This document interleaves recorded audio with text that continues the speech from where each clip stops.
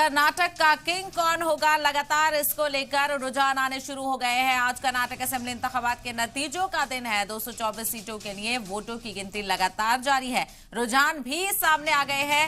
124 seat पर कांग्रेस सबकत हासिल करती हुई नजर आ रही है और 224 सीटों पर रुझान सामने आ गए हैं, तो वहीं बीजेपी काफी पीछे होती हुई नजर आ रही है। इसके अलावा कर्नाटक चुनाव में रुझानों पर कमलनाथ का भी बयान सामने आया है। कर्नाटक में कांग्रेस सरकार तय है। कमलनाथ का बड़ा दावा, एमएलए को तोड़ने की कोशिश करेगी बीजेपी खरीदो फरोख्त की कोशिश करेगी, तो इसको लेकर भी तमाम तरह चर्चाएं तेज हो गई हैं। यह भी कहा जा रहा है कि एमएलए को इकट्ठा करने की कोशिश की जा रही है, तो वहीं कैबिनेट की मीटिंग के लिए भी कुछ खबरें सामने आ रही हैं। ऐसे में देखना यह होगा कि किस तरह से कर्नाटक में सरकार को लेकर हलचल तेज होती है।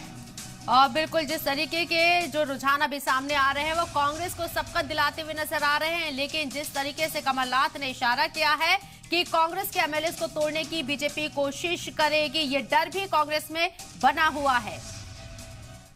कांग्रेस का बहुत अच्छा प्रदर्शन है और ये निश्चित है कि कांग्रेस की सरकार बनेगी। भारतीय जनता पार्टी का प्रयास रहेगा कि अन्य पार्टियों से या स्वतंत्र उम्मीदवारों से मिलकर खरीद फरोख्त करें, सौदा करें, जो उन्होंने हमेशा किया। अरुणाचल प्रदेश से शुरू किया था।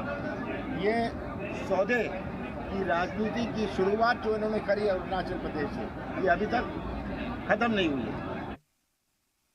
तो आपको बताते चले, लगातार कांग्रेस के इख्तिदार पर कब्जा करने के दावे के बयान सामने आने लगे हैं। कमलनाथ ने भी कहा, मध्य प्रदेश से पीसीसी चीफ कमलनाथ का बयान सामने आया है कि कर्नाटक में कांग्रेस ही इख्तिदार पर कब्जा करेगी और रुझान भी उसी तरफ इशारा करते हुए नजर आ रहे हैं। बीजेपी लगातार कई सीटों पर पीछे होती हुई नजर आ रही है, चूंकि 224 सीटों पर रुझान सामने आ रहे हैं, जिसमें से जादुई आंकड़े को भी कांग्रेस पार कर चुकी है, तो वहीं बीजेपी 71 पर बनी हुई नजर आ रही है। हालांकि इसके अलावा जेडीएस भी 23 पर। सहबा, हमें ये ध्यान देना होगा कि अभी ये रुझान है, जैसे कि बीजेपी यहाँ दम भर रही है कि अभी भी बीजेपी की सरकार कर्नाटक में बन सकती है, लेकिन रुझान 71, 124, ये डिफरेंस बहुत बड़ा है। और रुझानों में क्या इतने बड़े डिफरेंस को बीजेपी पाट पाएगी नतीजों के तौर पर, ये बहुत दिलचस्प होगा। वहीं कांग्रेस का दावा है सहबा की 150 सीटें कर्नाटक के अंदर कांग्रेस हासिल करने जा रही है